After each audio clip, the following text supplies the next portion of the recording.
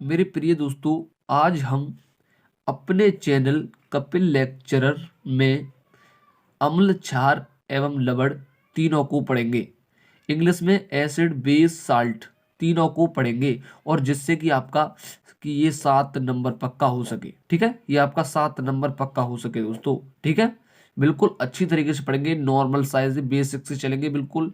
ठीक है दोस्तों, तो चलते हैं।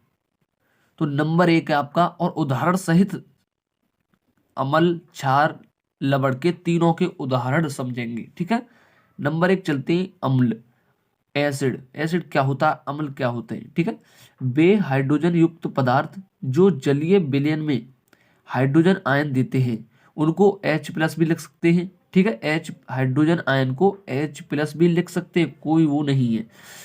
वे हाइड्रोजन युक्त पदार्थ जो जलीय विलयन में हाइड्रोजन आयन देते हैं अम्ल कहलाते हैं। ठीक है, कुछ नहीं है इसमें, याद हो गया होगा मुझे मन लगता है कि वे, दोबारा सकते हैं, वे हाइड्रोजन युक्त पदार्थ जो जलीय विलयन में हाइड्रोजन आयन देते हैं अम्ल कहलाते हैं। ठीक है, या H+ आयन देते हैं वो अम्ल कहलाते हैं। ठीक है दोस्तों, ये आपका कंसेप्ट पूरा हुआ। अब चलते हैं क्षार पर। हमने ये दोस्तों अम्ल का उदाहरण समझने के लिए ये आपको उदाहरण ले लिया है कि अम्ल का उदाहरण कैसे क्या होता है। ठीक है, जैसे इसमें कहा है कि हाइड्रोजन आयन देते हैं, H+ देते हैं या अम्ल कहलाते हैं। ठीक है, तो जैसे तो अम्ल का उदाहरण है दोस्तों HCl। ठीक है, HCl। ठीक है, और इसको हम जैसे एरो करके लिखेंगे तो ये हमारा क्या आएगा, H+Cl।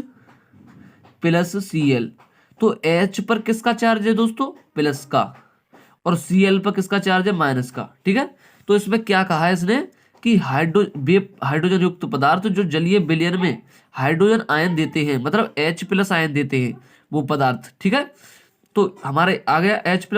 ठीक है, तो HCl इसका उदाहरण है। तो H पे जो प्लस का चार्ज है और Cl पे माइनस का चार्ज है। ठीक है, तो अब चलते हैं कि क्षार क्या होती है। ठीक है, अब क्षार को समझिए। क्षार क्या है, क्षार बेस क्या है ये क्षार। ठीक है, बे हाइड्रोजन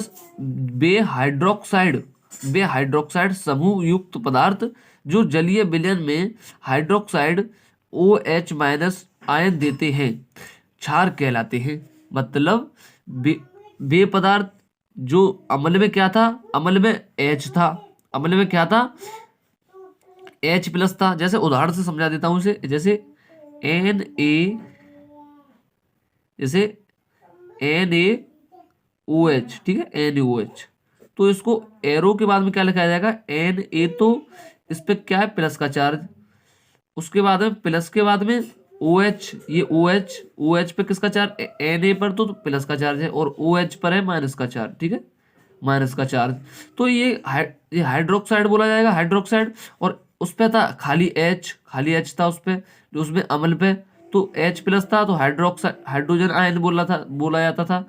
और इसको क्या बोला जाएगा, हाइड्रोक्साइड। ठीक है, बे हाइड्रोक्साइड समूह युक्त पदार्थ, मतलब जब दो हैं, एक ये ऑक्सीजन ये हाइड्रोजन, तो समूह हो गया ना। जैसे कोई कुछ भी चीज ले लो, जैसे दो एक जगह कई चीज एक जगह हो जाती है तो उसको समूह बोला जाता है। जैसे ही ये समूह, तो ये बोला है वे हाइड्रोक्साइड समूह युक्त पदार्थ जो जलीय विलयन में हाइड्रोक्साइड OH- आयन देते हैं क्षार कहलाते हैं। इसमें क्या है, खाली इसमें OH- दे दिया है और वही का वही है पूरा। ठीक है, समझ सकते हैं बिल्कुल। वे हाइड्रोक्साइड समूह युक्त पदार्थ जो जलीय विलयन में हाइड्रोक्साइड OH- आयन देते हैं क्षार कहलाते हैं। ठीक है दोस्तों, तो अब चलते हैं कि लवण क्या होता है। अब पढ़ेंगे कि दोस्तों कि नंबर 3 लवण क्या होता है, लवण साल्ट क्या होता है। ठीक है, इसको पढ़ेंगे, उदाहरण सहित पढ़ेंगे बिल्कुल। तो किसी अम्ल तथा क्षार की उदासीनीकरण, किसी अम्ल तथा क्षार की उदासीनीकरण अभिक्रिया से प्राप्त ठोस पदार्थ को लवण कहते हैं। मतलब कोई ठोस पदार्थ होता है उसे क्या कहते हैं दोस्तों, कि उसको लवण कहते हैं, सॉलिड कहते हैं। मतलब सॉलिड हो कोई, जैसे ठोस हो तो उसे क्या कहते हैं, लवण कहते हैं। जैसे किसी अम्ल तथा क्षार की उदासीनीकरण अभिक्रिया को प्राप्त ठोस पदार्थ को लवण कहते हैं। ठीक है, तो इसका क्या है, NaCl। ये क्या है, नमक। ठीक है, ये इसका उदाहरण है दोस्तों।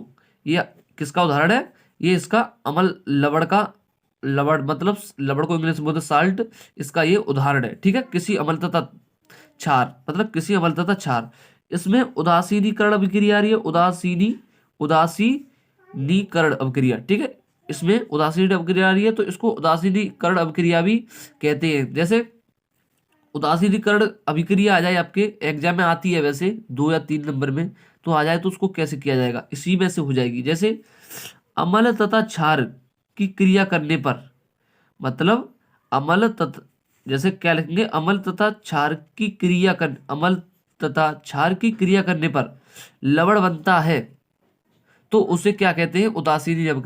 उदासीनीकरण अभिक्रिया कहते हैं। जैसे अ, किसी अम्ल तथा, जैसे किसी ने लिखे अम्ल तथा क्षार की, अम्ल तथा क्षार की क्रिया करने पर क्या बनता है? लवण बनता है, तो उसे क्या कहते हैं?